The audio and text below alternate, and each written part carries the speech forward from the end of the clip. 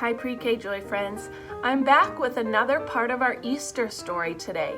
So this week, every day I'm going to tell you the next part of the Easter story, and at the very end is going to be my favorite story in the whole Bible, when Jesus is alive and he saves us from all of our sins.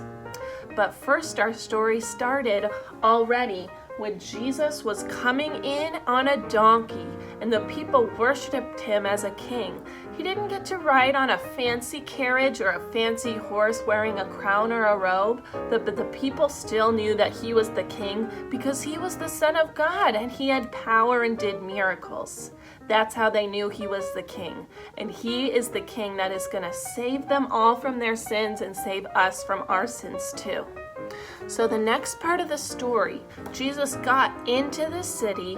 He's there with all of his friends. We know his group of friends a little bit. They're a little bit foolish. Sometimes they do things that are silly or not the right thing. Jesus always loves them and still wants to be their friend. So Jesus has a little group of friends that follow him everywhere they go, and this story is starting off about them. So this story is called Washing Feet. Jesus knew that not everyone liked him. Remember the Pharisees? He knew that the Pharisees were angry with him. In fact, they were so angry and so upset that they wanted to kill him. And Jesus knew about it too, but he did not say anything. Jesus knows everything. He knows about their secret plan and what they're thinking. But Jesus still had his special friends. They had been his friends for a long time. They traveled with Jesus, and Jesus taught them many, many things. There's his little group of friends right there. One night, they all got together for dinner.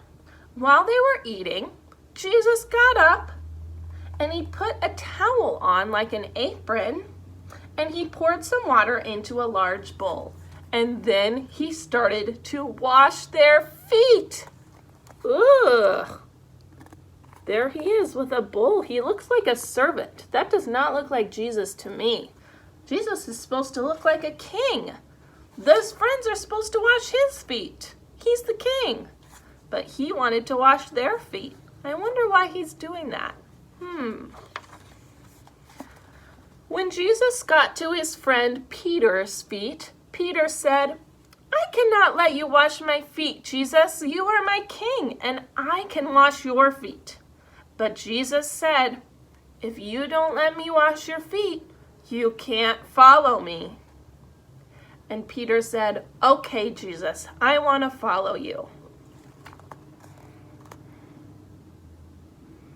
If I were sitting there, I would not want Jesus to wash my feet. I would want to wash his feet because he's my king.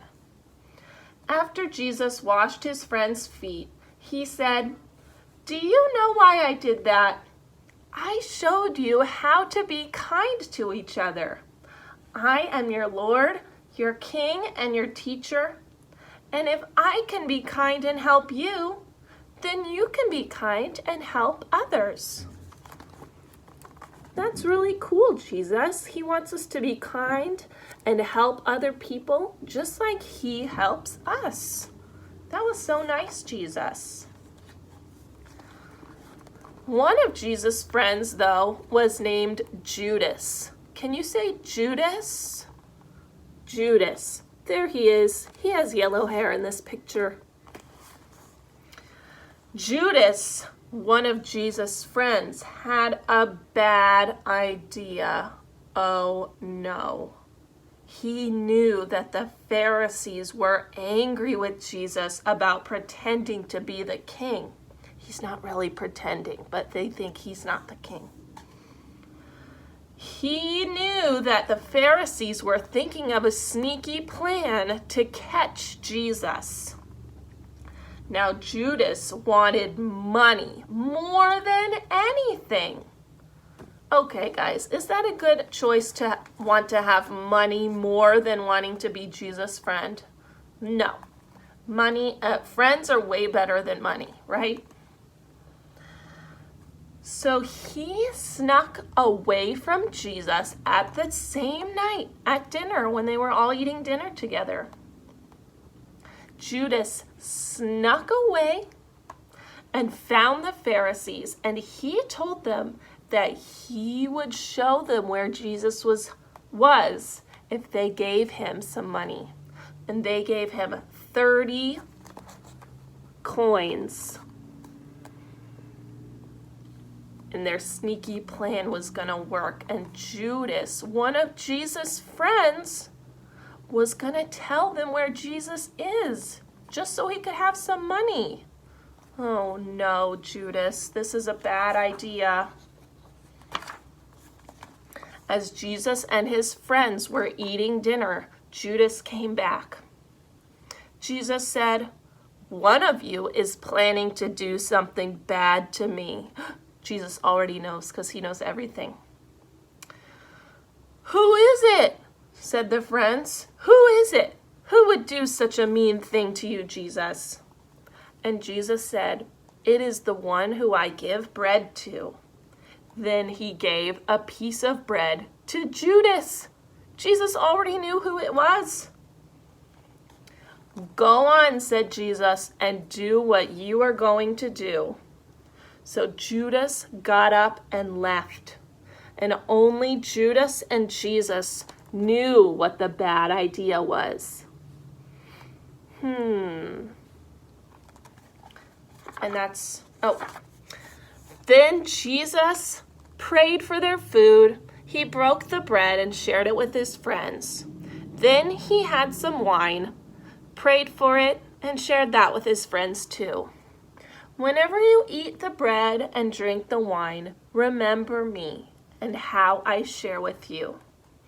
Then Jesus said, "I will not be with you very much longer.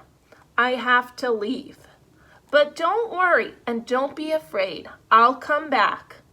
You are my friends, and you must remember to be kind to one another and to love each other just as much as I love you." So there's Jesus sharing his food with his friends, and then he's telling them that he has to leave soon. He's not going to be with them, but they don't have to be afraid. Now, I have a few questions about this story.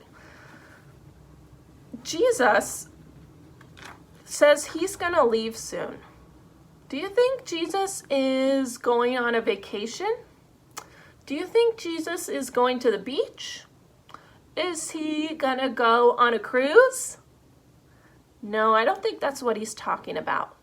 I think Jesus is planning on going to heaven soon. I think that's what he means, that when he says, "I'm going to leave soon." But I think his friends are a little confused. They don't really understand that Jesus is planning to die soon.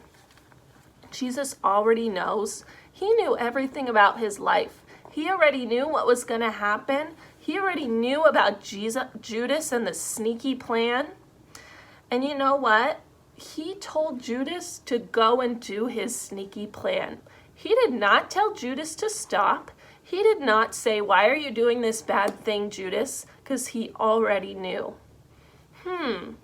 Why do you think he did not try to stop Judas from doing the sneaky plan? He could have used his power and tied Judas up. He could have used his power and locked Judas in a closet. But he didn't do any of those things. And Judas is going to go do his sneaky plan now and hurt Jesus. How come you think Jesus is not trying to stop Judas? I'm wondering about that. That's something you could talk to your mom and dad about too. That's a good question for this story. Okay, guys, we are going to come back tomorrow. And if you come back and are watching this, you'll find out what the sneaky plan is and if it's going to work. If Jesus is going to use his power, if Jesus is going to do more miracles, and where Jesus is going to go when he says, "I'm leaving soon." I'm wondering about that. So come back tomorrow and we'll finish the rest of the story and find out all of the answers to these questions. All right, you guys, see you later.